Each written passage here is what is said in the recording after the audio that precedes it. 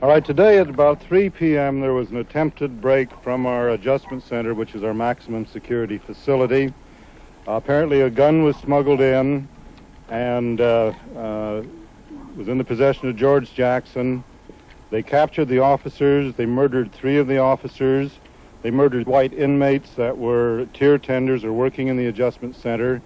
George Jackson was killed as he broke and ran outside the adjustment center. These are the bare facts. We are investigating. The prison is locked up. We're running on a very tight, very close schedule.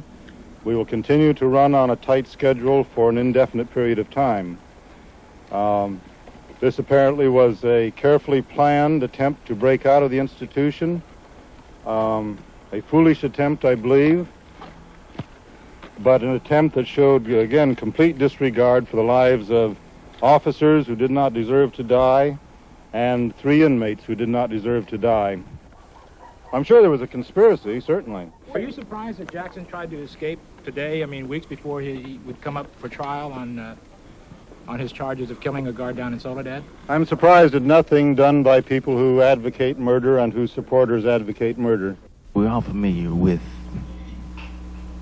the function of the prison as an institution within the totalitarian state.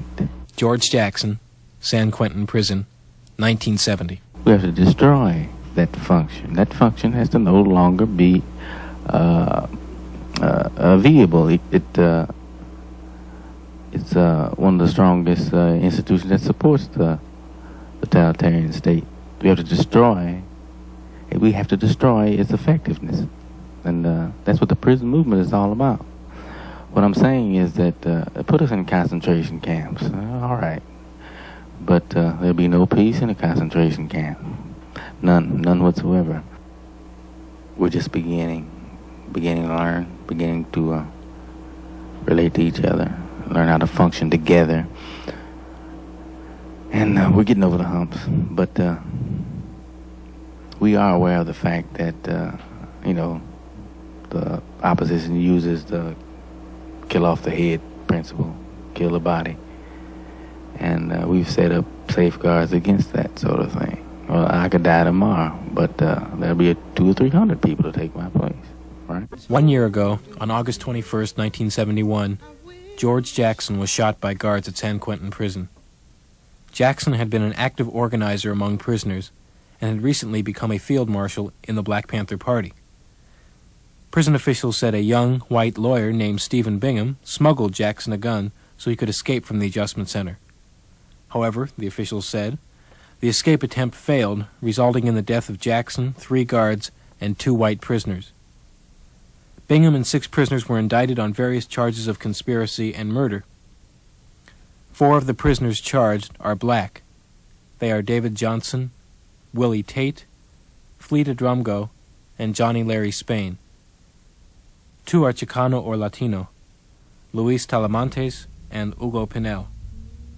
Together, they have become known as the San Quentin Six. But I'm particularly interested in this case because I think outside of a chance to free 6 brothers from another murder charge, there's also the opportunity to expose the murder of George Jackson and to pin the responsibility for that murder where it belongs on the state of California. Attorney William Kunstler. And I would very much like to see that develop out of this case as well. It's a very complex case filled with all sorts of complex undertones, and not the least of which is a solution to the murder of George Jackson. And the unfortunate thing is that the real murderers in society go unpunished, and the victims are the ones who are always found as the defendants, as you have here in the San Quentin Six, in the Angela Davis case, with Rochelle McGee, with the Attica defendants, and all of the other prison cases. The real culprits go free, and in fact are the perpetrators of the revenge against the victims.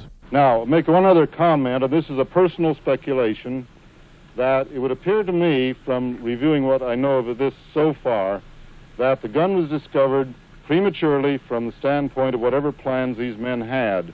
The Associate Warden of San Quentin, James Park, gave the official version of the events last year to reporters 2 days after Jackson's death. They were forced to go into immediate action, and they had one of several possible plans, I believe. We're not going to comment on the possibilities, these are pure speculation, but they were not able to effect whatever prearranged plan they had in mind. This explains some of the seeming confusion, some of the seemingly aimlessness of the escape attempt, that it's quite possible that something was scheduled for later and with different planning. Do you know what the reason was that he was shot? Kill him. Well, I mean... There's no other goddamn reason except to kill him. Who do you think... That's why the other men had their throats cut, was to kill him. Well, I mean... To butcher him. Jackson's hair was, I would say, excessively long by our prison standards.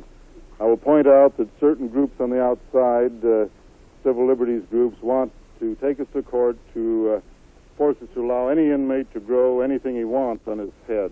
So I think this illustrates one of the things we're concerned about. The razor blade is found somewhere in the unit, just one, melted into a toothbrush handle. We did not recover any prison-made knives, which probably was one reason why we had any survivors, because the razor blade is a low-class weapon in prison. It's a queen's weapon. You have homosexuals cutting each other with razor blades, but self-respecting inmates would not use them. How did you keep that gun in his hair? Because his hair was exceptionally long. I get conflicting stories. Somebody said it was a wig, but I don't believe that. So we don't know exactly what was whether he had a top covering or not. Rick Beban, a young member of the Marin County Grand Jury that indicted the San Quentin Six last October, discusses the case. Basically, if you believe the gun and the wig story, you might as well hang up your Christmas stocking and put out your Easter basket and vote for Richard Nixon, do other absurd things like that. I think the San Quentin Six, they represent to me, because I was personally involved, exactly the kind of railroad that our system of justice has become. The San Quentin Six were in the adjustment center because of their politics, because of their leadership in the prison movement. It wasn't by chance that they were in there. It wasn't by chance, I feel, that they were singled out to be indicted. It wasn't by chance that one of the prison guards in the adjustment center happened to be a transfer from the adjustment center at Soledad. There are a lot of things that happened in this case that didn't happen by chance, that looked to me to be the kind of state-initiated conspiracy that Rochelle McGee has claimed all along is happening against him. Warden Louis Nelson and Raymond Procunier, director of the California Department of Corrections, talked to reporters the day after the incident. Yesterday, Warden Park said that this was carefully planned. What evidence do you have that it was carefully planned? Well, we have suspected that there was going to be some incident within San Quentin. How did you We have received information from many sources which indicate something was brewing. In or outside the prison? Both. On the outside today, there are many people who appear willing to help this kind of person on the inside gain their freedom. Warden, do you believe anyone was trying to escape besides George Jackson? I think that Spain was trying to escape. He was with Jackson. Who is Spain? He was the man that was running with Jackson. What is his first name? I have no idea. Larry Spain. Larry Spain. Does it spell so like the country? Yes, exactly. S-P-A-I-N. I'm talking with Elaine Brown, who is the Minister of Information of the Black Panther Party, of which Johnny Larry Spain is a member. Maybe you could tell me why Johnny was originally placed in prison in California. When Johnny was 17, he was charged with a case in Los Angeles, a case of murder, which had been the result of activities on the streets that are common to most black youth. In this case, the fight, the events that took place resulted in the death of someone, and Spain, along with other people, was charged with the case. He eventually took the charge. He was only 17 years old. He could not be convicted and sent to the gas chamber, so he was convicted, having remained silent throughout the trial, and sentenced to life imprisonment. How old is Johnny now? He's 23 years old. And what is his involvement in the Six case, aside from the rest of the conspiracy charges? Well, in addition to the charge of conspiracy to commit murder, the 5 counts of conspiracy to commit murder, he's also charged with having attempted escape with George Jackson on the 21st of August of last year. The absurdity of it is that San Quentin guards claim they found Johnny in the bushes outside of the adjustment center, on the outside of the building, where there are no bushes. In fact, there's only some small shrubbery or flowers planted, so it would be even veritably impossible for a man to hide there as they suggested. But in fact, he is charged with this additional offense. Could you give some background on the way Johnny grew up? I know he's from Mississippi. Perhaps you could go into some of that. Better than myself, I would like to read to you from some autobiographical writings that will be shortly published in a larger volume of writings and poetry of Johnny Spain's. This is what I will read is excerpted from the autobiographical portion. He says, most women have told of the unique pains they experience at birth night, but again, I don't believe my mother even felt one labor pain at my birth. She experienced another mal sensation, a pain so refractory in nature until my tiny kicks inside proved to be bearable in comparison to the inculcation of the fact that she was a white woman in America. And the doctor was soon to pull my woolly head out and exclaim, "This is a goddamn nigger." My name at birth was Michael Larry. My last name really isn't important now. Maybe it never was, or at most, it could have only been half important at birth. That is to say, in America, the people have come to view things in a vapidness and unreal state that only signifies that something deep down inside was lost many years ago, something that is so likened to that of which you'll never see in Reagan, Nixon, Hughes, etc. So my name, Michael Larry, was only half respected because my father is black. America has never seen my black father, nor have they wanted to see him. In reviewing those first 6 years of my life, I now see it wasn't my mother who didn't want me. It was America that couldn't and can't stand for this intricate organism, this nigger baby, to exist. It was America that turned what should have been a normal birth into a perilous adventure-type terror, and I accept the challenge. How did Johnny become actively involved in the prison movement? Well, naturally, his involvement would be by the fact of his being in prison. And as events occurred, the things that happened to most prisoners, especially in California, especially black prisoners anywhere, breed, as we say, the resistance to the kind of barbarity that goes on inside the prison. Also part of the upcoming publication of his is a letter that was written to the mothers of W.L. Nolan, Alvin Miller, and Cleveland Williams, who were 3 brothers incarcerated in Soledad Prison and who were killed on the yard of that prison by guards on January 13th, 1970. And so I'd like to read that letter to you, and that will give you an example of the kinds of strong feelings that he has, that he had at that time, and why he is one of those people being pulled or being separated from the others for extra punishment. The letter reads, "Mothers of many sons, why is it that you shed tears? Why is there a wistful tone in your voice? Do you not hear me, your son, calling out to you, calling with words of wisdom? Your first sons have not been lost. On the contrary, you have gained 10 Alvins, 10 Clevelands, and 10 WLs, and what's more, hundreds upon hundreds lay in wait to fill our spots as the air rings with the sound of the oppressor and his pernicious gimmicks of slavery.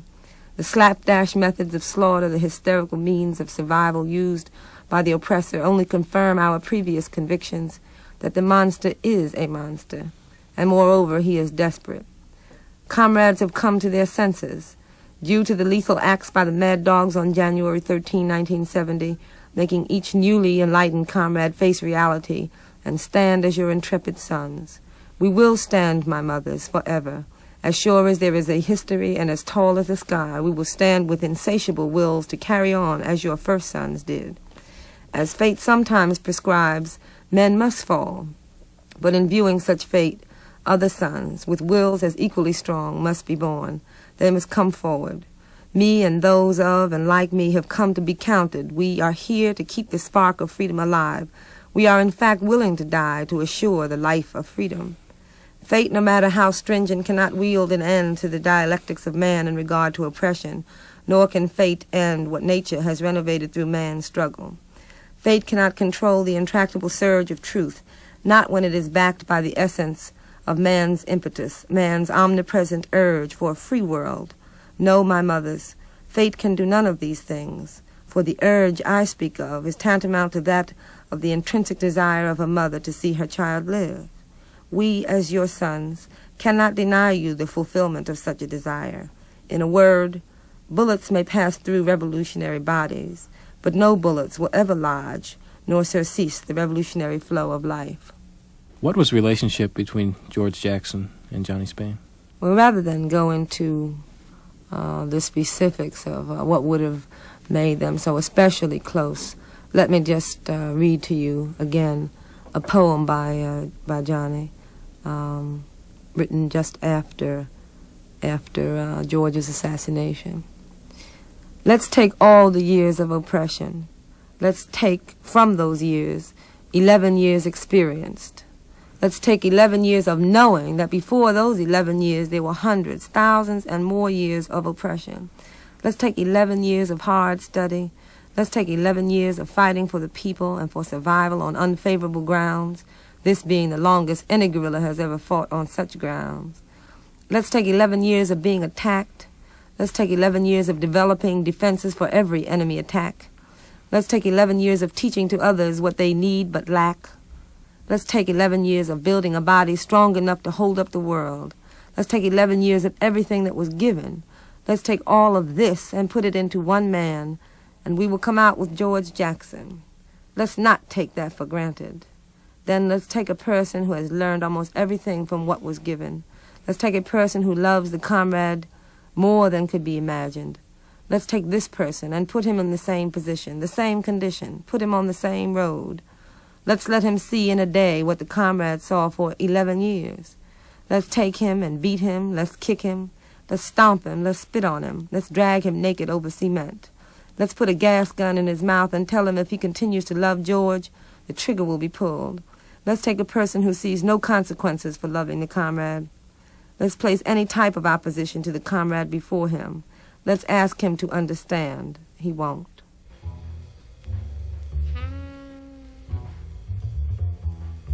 Stephen Bingham, a white Berkeley attorney, is also charged with conspiracy and smuggling a gun to George Jackson. Bingham disappeared soon after the event last August and is still missing. Bruce Bales, the district attorney of Marin County, where San Quentin Prison is located, told reporters his reasons for charging Bingham. This morning I filed a criminal complaint against Stephen Bingham, charging him with 5 counts of murder involving the deaths of 3 correctional officers and 2 prison inmates at San Quentin Prison on August 21st. The facts supporting this complaint and the arrest warrant are set forth in an affidavit that I filed with the court this morning at the time the warrant was issued. And it covers generally the escape attempt of George Jackson and other inmates at San Quentin Prison in the Adjustment Center on that Saturday afternoon, resulting in the deaths of the officers and the prisoners. As a result of my interviewing a number of witnesses at the prison last week and reviewing records and reports emanating from the prison, I have concluded that there is no way that George Jackson could have obtained that death gun except during his visit with Stephen Bingham just before the killings started. Now, in addition, evidence has been uncovered this past weekend which appears to rule out the unknowing or innocent transporting of that gun into the prison by this young attorney. The fact of Bingham's sudden and complete disappearance following the terrible and tragic events that he triggered at San Quentin that afternoon is not insignificant to me, especially in view of the fact that I've made repeated requests for him to come in and discuss his involvement. And these requests have been made public through the media. However, without regard to that factor, I feel that we have a solid and sound case to present in court against Bingham. Following the issuance of the complaint and the issuance of the arrest warrant, I issued an all-points bulletin directing that Stephen Bingham be apprehended and arrested and held wherever he's located. And in addition, I've notified the Federal Bureau of Investigation, requested that they enter the search because we have a feeling that he may be out of the state of California. So the search now is nationwide. Do you have any information on the whereabouts of Bingham? I don't know where he is, but wherever he is, I hope he stays there, because I'm sure that if he emerges, he's going to get the same fate as George Jackson. I think he's very wise to stay underground or get out of this country. Reports of brutality by guards against prisoners came out of San Quentin on August 21st and a few days thereafter. However, Wardens Park and Nelson and Ray Procunier disagreed with these allegations. I think that a lot of this bullshit talk about revolution by dilettante revolutionaries outside, who they aren't here getting killed on either side, does a great deal of harm, because you got people that are not unthinking people that really believe this, and they take it very literally and very seriously. And again, I think this is a direct outcome of a lot of this violent talk that goes on, and kill the pigs and all this kind of crap. And it's still murder as far as I'm concerned. It's still unjustified murder. I went out and talked to the families, the wives and the children of these two dead officers, and you know, they're human beings. They're human beings just like all of you. And the inmates are human beings just like all of you, and all this, like I say, this dilettante revolutionary bullshit comes down to get people killed who really didn't buy into it, don't want a part of it. There's not brutality. It's not a big bunch of harassment, as you hear. People are doing their program. And I think, again, there's a lot of distortion, a lot of propaganda that's put out that is simply not true. As soon as we can, we will restore certain portions of the institution to normal routine, and those people who we believe to be dangerous to the welfare and security of the institution.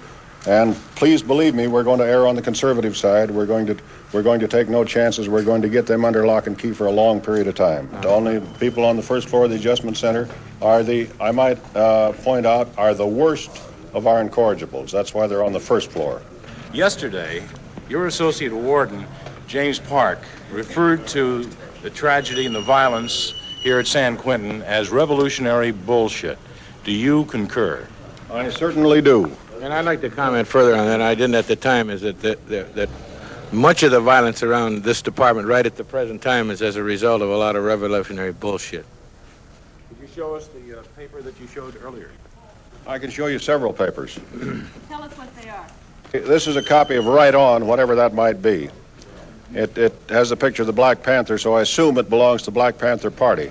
Under State Law 2600, we are required to allow inmates to receive anything that's accepted for mailing in the United States mail. I'm sure the legislators, in their good intentions, did not fully realize what this does to men with short fuses. Also, last week, here's a copy of a paper that was circulated throughout the institution that the family of George Jackson was harassed because of the fact that we found a small nephew of George Jackson attempting to bring in, strapped to his thigh, a cap pistol. And because of this, we got this coverage in the underground press. I might point out to you, if the officers see the inmates reading this, understandably, this makes them some disturbed and adds to their anger. And I think myself and some of the other people here have to share some of the blame for this incident. We've leaned over backwards to be fair. We've leaned over backwards to see that men's legal rights were protected, that they had interviews with attorneys. We've run scared in the face of shyster attorneys. When there was doubt, particularly in visiting situations, I try to be fair and resolve it in favor of the inmate if possible. These things are going to stop. In what way, Jim? How do you mean? I can't give you a detail. Just going to stop. Jim, was The ship's going to stop. The men are not being interrogated at this point. They were that first night, and I think there's no reason to be concerned about their legal rights at this point. They're all warned of this. They're all smart enough in the court business to know what their rights are anyway, without even being told, but they were told. The problem is coming very clearly that we're getting an increasing percentage of extremely difficult people to handle, seemingly almost impossible to handle under normal prison situations. And we're sick and tired of all these goddamn charges of brutality and horseshit, and that horseshit experiment they did at Stanford where they went in first, they knew what the hell their conclusions were going to be, and they rigged the goddamn experiment to fit their conclusions. We're tired of this brutality bullshit. It isn't true. We have, 2,300 men that were last week engaged in programs. The programs would be as constructive as the inmates wanted to make them. And nobody in the whole goddamn world has an answer to these people that act like savages, and we have a number of them. The officers in this adjustment center for the last month have been doused with shit and urine by these men, many of these men. The officers have acted professionally again, and I would challenge what your personal inclination is if you get hit in the face with a pot full of feces and urine and mixed together. I'm proud of our officers. I think they do a hell of a good job. Now, I'm not saying that everybody's perfect here. We got some sour balls, but you got those in the news business. You got them everywhere. But by and large, our officers are doing a hell of a good job, and they're not getting paid very goddamn much to get killed.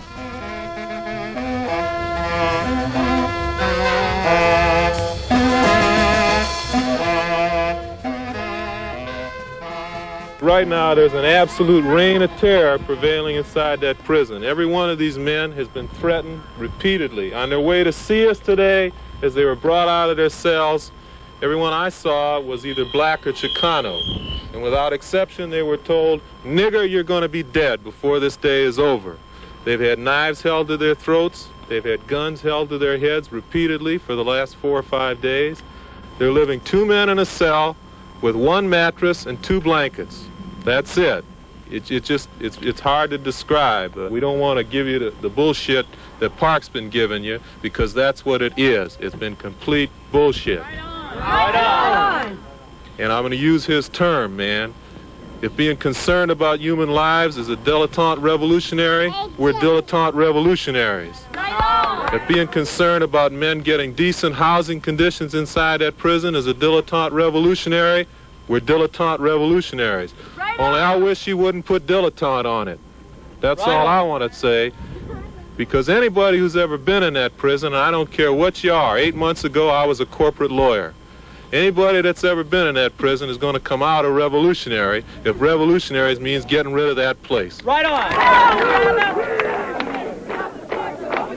Stop the torture, open the gate. Stop the torture, open the gate. Stop the torture, open the gate. Stop the torture, open the gate. Stop the torture. I would like to read a statement that one of my clients, Willie Tate, gave me. Willie Tate is a young man about 25 years old who's been locked up in the adjustment center since March of 1970. He was a witness to a killing of an inmate named Fred Billingsley here in February of 1970, and Willie was locked up because he was one of the first people to file a complaint in the federal court concerning Fred Billingsley's death. This is a statement from Willie Tate. "We love George. Our lives are in the hands of the people. The only way we will stay alive is through a mass mobilization of the people. This is the only way to stop administration and guards. All power belongs to the people." That's Willie Tate, who's been locked up inside that adjustment center for nearly 2 years now. There's a lot of these men you've never heard of before, but they're no different than Rochelle McGee or the Soledad brothers. All of these men are the same. They're all sensitive, fine men. Some of the finest people that I've met are locked up in the adjustment center here and at Folsom and at Chino and at other prisons across this damn state. Attorney Bob Della Valle had this to say about his friends Willie Tate and David Johnson. In Willie's case, he was originally committed as a CYA, California Youth Authority inmate, and subsequently, while he was at Dual in Tracy, Dual Vocational Institute, came under the jurisdiction of the Department of Correction. Essentially, Willie has been in prison either as a California Youth Authority or as a Department of Corrections inmate for, I don't know, probably 10 or 11 years. Has David Johnson done any particular legal or political work inside the prisons during the past 3 years? Oh, yeah. David Johnson has done a great deal of legal work, although he constantly professes that he knows nothing about the law. One thing that he did, in fact, it was the thing that brought him to the attention of Sally and eventually to me, was that when Fred Billingsley was killed in B section in February of 1970, David was in B section at that time. B section is one of the oldest buildings at San Quentin. It's a punitive segregation area, and they have 5 tiers of prisoners. And they have, in addition to the fact that they're all in cells, they have a wire or like a fence, a chain link fence, which goes from the floor up all over the whole 5 tiers. And it's like a complete bedlam, or at least my visualization of what bedlam was like. But in any event, Fred Billingsley was gassed and killed in February of 70, and David, I think the next day, filed a complaint in the federal court in San Francisco on that case. What other kinds of activities is Willie involved in, or has he been involved in? Well, that's a difficult question to answer, man. I don't know what you mean. Willie's a very, very intense guy. He reads a lot and he writes a lot, and he's active in that way. But he's not what I would characterize as an organizer or anything like that. He's just a very intense guy and a very sensitive guy, and there's no question that he's been in prison a long time. He's been in the adjustment center a long time. This is Willie, and David too, for that matter, and a lot of guards don't like them. And they've spent a great deal of their time in prison, particularly at San Quentin, locked up in punitive segregation, which doesn't mean that they've done something outrageous or anything like that. But over the course of that period of time, guys who stand up for their rights and don't allow themselves to be pushed on, and in particular in the case of David Willie, who stand up for other guys' rights. In other words, when other prisoners are being shit on or run over by the guards, Willie and David are the kind of guys who won't stand for that. And that's caused I'm sure, a lot of ill will between them and their captors. The guards in the adjustment center are not what you would call sweet guys. It would be speculation. I can't really tell you why. The only people who could tell you why they were singled out, I suspect, would be the Six themselves. And I don't think they might even know. It would all be, to some extent, in the realm of speculation. How do the other defendants in the Six case relate to Willie and David? Do you know?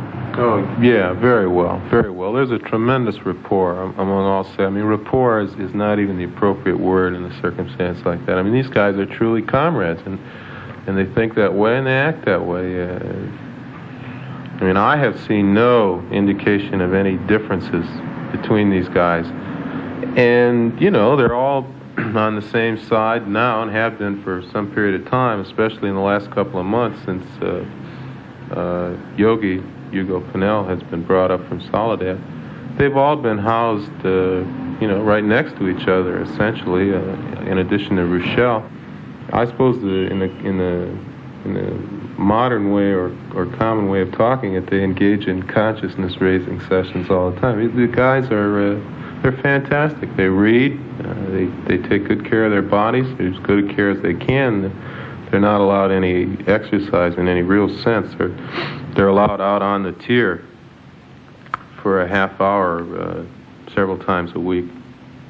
But, that's the extent of their exercise. But they take good care of their bodies inside their cell, and they're very strong, very together. How do they relate to you as a white attorney?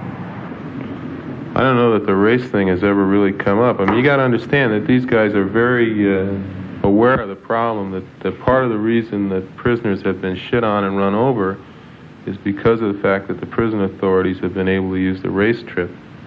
And so they're very much aware of that and are very conscious of trying to avoid racial trips. That doesn't mean that they don't have intense racial pride, which they do, but I mean, they're trying to work on what people have in common. I mean, you know, and they relate to me as someone who obviously can, in some situations, perhaps do something to assist them. I mean, but they don't look as a lawyer as the answer, the panacea to their problems. A lawyer is just a person who has access to them and access, I mean, in other words, if I wasn't a lawyer, I wouldn't be talking to you now. Although the San Quentin Six requested attorneys such as Charles Gary and Richard Hodge to defend them, Marin County Superior Court Judges E. Warren McGuire and Joseph Wilson refused to appoint these attorneys and instead chose 6 other lawyers. Since then, Dick Hodge has been appointed by a higher court to defend Fleeta Drumgo, and it now appears that the 6 will be given the attorneys they want at their next hearing in the fall. I asked attorney Richard Hodge why it was so difficult to be appointed to the case. Well, the initial problem, of course, was that the Superior Court judge refused to appoint to Fleeta Drumgo or any of the other defendants in that case the attorney of their own choice. Immediately upon the charges being brought and at the first opportunity, the defendants in the case indicated whom they would like to have appointed as their own attorneys to represent them. The judge refused to appoint those attorneys, but rather selected members from the Marin County bar to appoint them. It was necessary then for us to take a writ of mandamus to the Court of Appeals, raising, admittedly, a relatively novel issue as to whether or not a defendant in a criminal case was, in fact, entitled to an attorney of his own choice. There have been many decisions around that point, dealing with related points, but none on the specific point. We found ourselves in the Court of Appeals before Division 4, and after a substantial amount of time, almost 3 months, the Court of Appeals issued an order directing that I be appointed to represent Fleeta Drumgo. The Attorney General has appealed that decision of the Court of Appeals, and it is presently under consideration by the state Supreme Court. So basically the reason it has taken so long is that we have been denied this relief up to this point. We're fairly optimistic that the California Supreme Court will not overturn the ruling of the Court of Appeals, and that it will now be the law in the state of California that a defendant, indigent defendant in a criminal case, where there are multiple defendants, one of them being represented by the public defender, it will be the rule that other defendants are entitled to have counsel of their own choice rather than counsel just selected arbitrarily from members of the bar.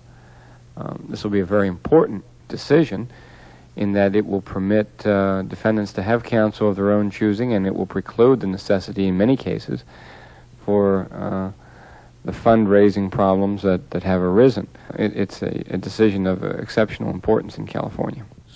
I have questions concerning exactly what the rationale was of the Superior Court judge in Marin County for not allowing the initial appointment. No rationale was stated. As a matter of fact, this is one of the reasons that the Court of Appeals had used for declaring that it was an abuse of discretion for the court not to appoint me. The court really refused at the trial court level to deal with any reasons.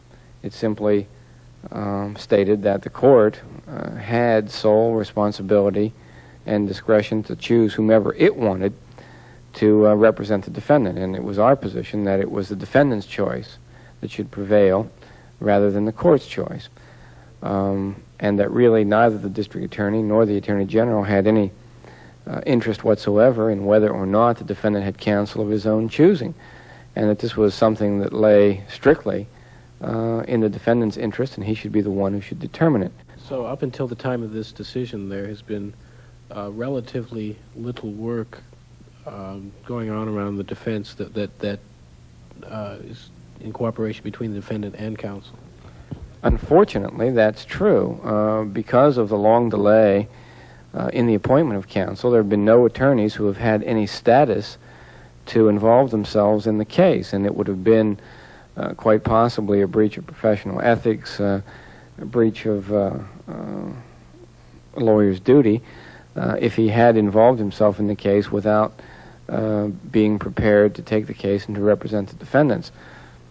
This case is one in a fairly long line of recent cases where defendants have been charged with serious offenses and where the defense of those cases would have been an expensive, time-consuming proposition for the attorneys.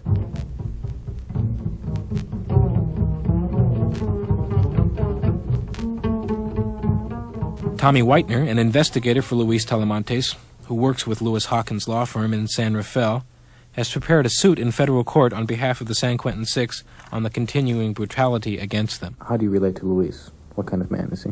He is a very intelligent, sensitive, a very aware person. If there's one quality which describes him as human, he's a human being, and you can rap to him like anybody else about a variety of subjects. He's very well informed. He reads all the newspapers and latest news that he can get his hands on. He corresponds with dozens of people in all different areas. As I say, he's intelligent, he's aware, and above all, he's human. This is also true. Yesterday I met with Fleeta Drumgo, and as Fleeta told me, he said, I'm not trying to conform to anyone's image of a super revolutionary hero. I'm just me. I'm Fleeta Drumgo, living my life the best way I can. And that, I think, goes for all of these men. What about any harassment by guards? Luis gets hassled two different ways. They know he's an intelligent person, and I think the guards are just a little bit afraid of him. They know that he has the ability to respond to their actions in a way that they don't like, filing lawsuits and bringing their actions to the attention of the press. The actual manner in which they carry out the harassment, these guys are in their cells almost 24 hours a day. I mean, they are in there 24 hours a day unless they're out for a shower, an attorney visit, or exercise on the front of the tier. They're locked in these little cages, and the methods of harassment are infinite. I know that a week ago, Luis was coming out to visit with Lou Hawkins, and the guard put the handcuff on his hand so tight that Luis couldn't get circulation to his hand. He said that it just wasn't worth coming out on a visit when he was going to be in misery and pain during the entire thing. He told the guard to take him back in. So that's just one example. I mean, putting the cuffs on too tight, jerking the chains when the men are chained, and the opportunity to mess with their food is, they're fed in their cells every day on paper plates. So what's done to that food is naturally a lot of opportunity for messing it up. Luis has had a nasal problem and has trouble breathing when it gets dusty in the adjustment center. And he informs me it's very dusty inside there, especially on summer days. And they can't even turn on any fans or anything because all it does is stir up the dust.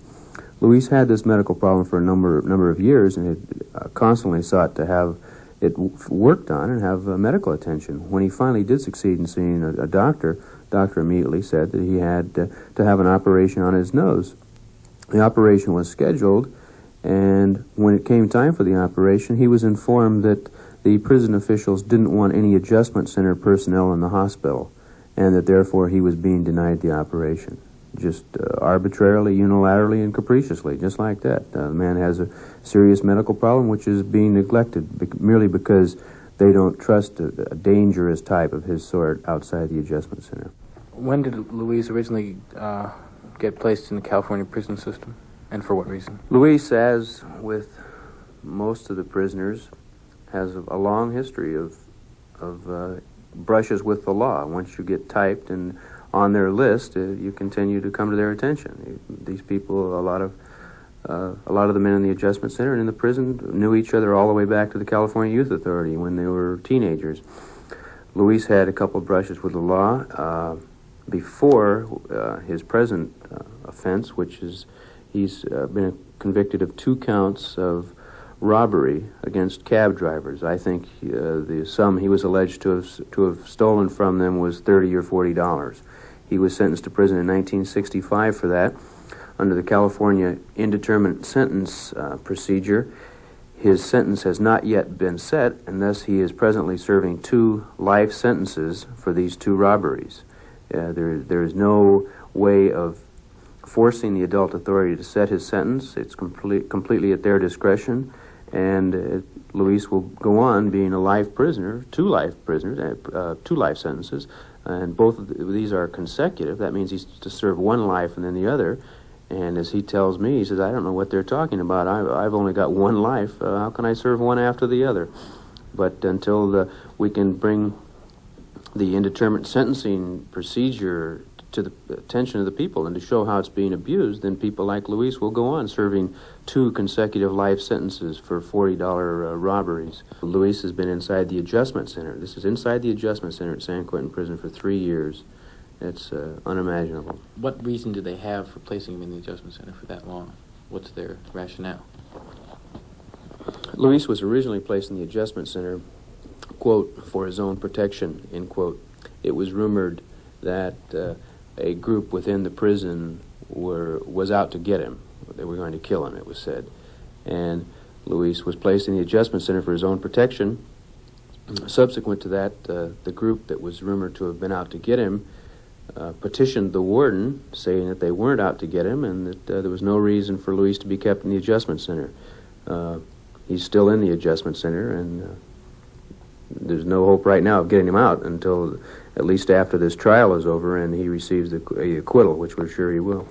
We hear of conditions between Chicanos and blacks throughout the California prison system, and I have heard that men like Hugo Pinell and Luis are instrumental in settling disputes between Chicanos and blacks. Is this, in fact, the case with Luis? It very definitely is. If there's anything which typifies both Luis and Hugo, or Yogi as he's called, it's the fact that they don't see any sense in this brother against brother thing. There's just no sense in the factions fighting it out. All of these, the entire the San Quentin Six has been active in educating all of the prisoners in there, and this is one reason we maintain that they've been singled out for indictment. There were 29 people who could have been indicted for the events of August 21st. Only 6 were, and so far no one's been able to figure out any rational reason for the selection of these 6, other than the fact that they were intelligent, effective organizers within the prison. A far more serious form of factionalism within the prison, not more serious on a social scale, but more serious in its day-to-day effect on the prisoners, especially Chicano prisoners, is the fact that there are different Chicano factions, and they have their minor vendettas. You'll hear most often about the Chicano prisoners being killed in San Quentin Prison rather than any other, and usually it's one Chicano, again, from one faction who assaults another. Max Bloom talked with George Jackson 3 weeks before his death last year. Personally, I support all forms of disruption. But not at the same time. Don't get the mistaken idea that I'm also subscribing to apolitical actions or apolitical activities that don't have a clear-cut political purpose, that aren't working within a clear-cut political matrix. But really, in my wildest imagination, I can't see how any type of disruption in this country wouldn't fall within a purposeful political matrix. But following the mass action and the destruction of the unrighteous, the second stage, of course, would be the socialization stage. I don't think we should worry right now that all of the people that we're allied with be strict Marxist-Leninists, just so that they're loyal to revolution. In reading Mao, you see that everywhere he's absorbing, and in some places even the comprador bourgeois, and points all the way to almost to suicide. Almost, he was compromising with the comprador bourgeoisie and the national bourgeoisie in China. I'm not saying that we do the same thing, but that's what Comrade Huey Newton was saying in his article. Ozark relating to black capitalism. Mm-hmm. And a lot of people misunderstood that because... I didn't. I think I misunderstood that. Did you? Yeah.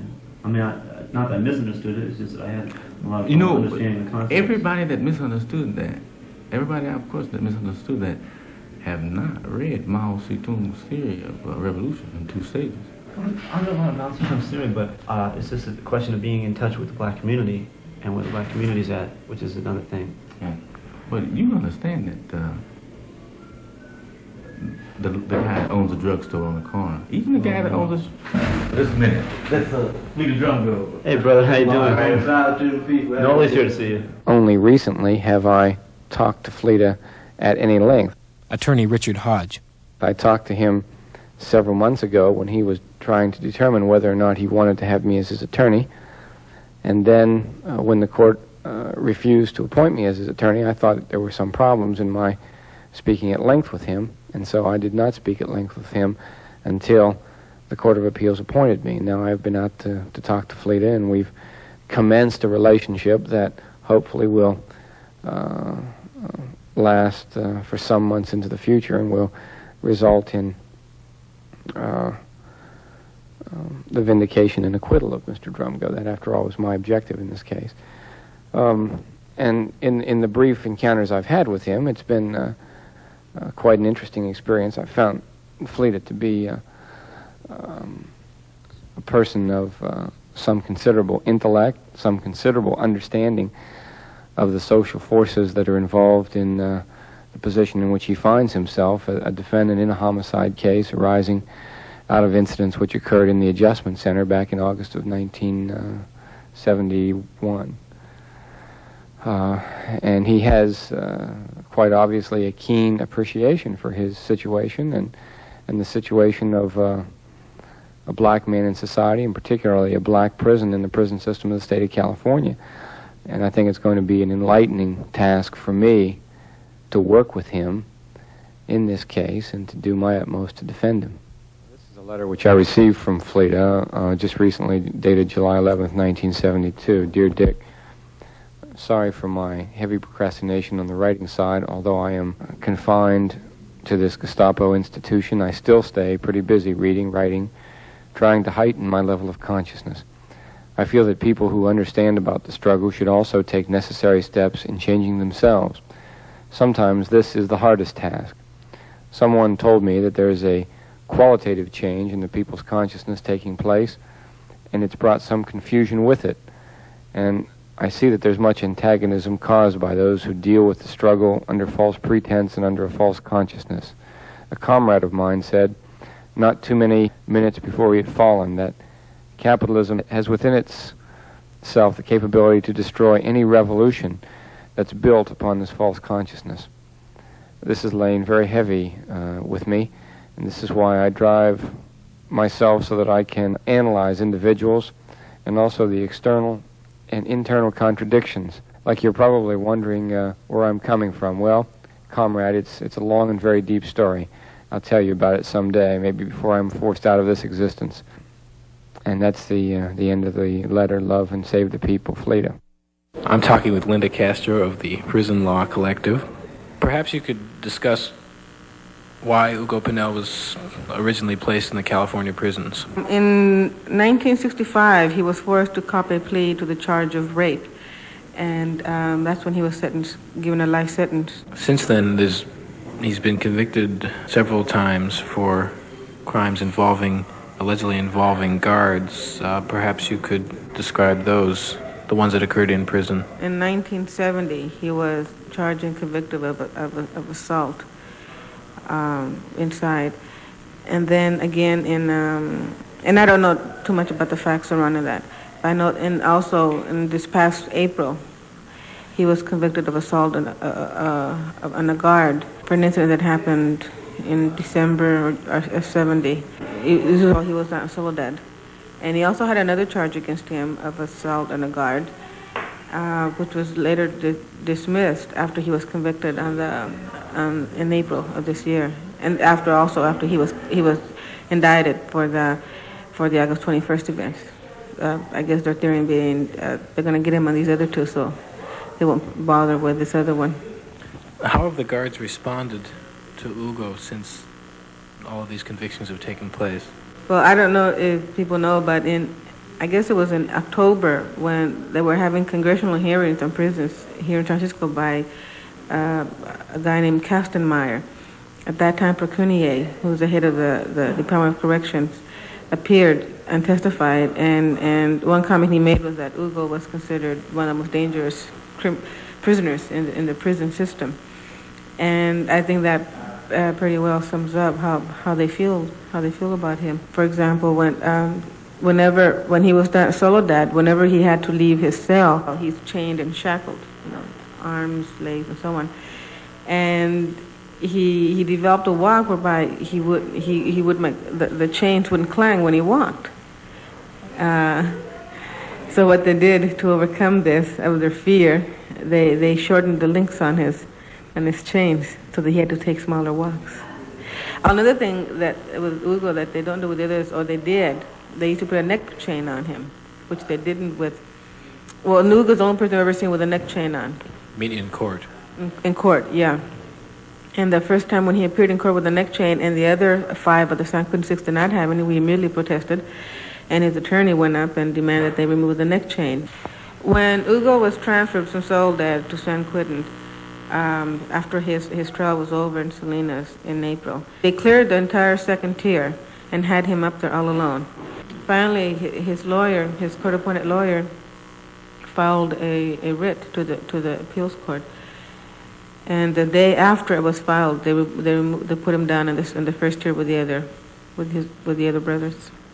They have him up there, and they hassle and harass him 24 hours a day. And they want him alone, so there will be no witnesses. Has Hugo been able to withstand prison conditions physically?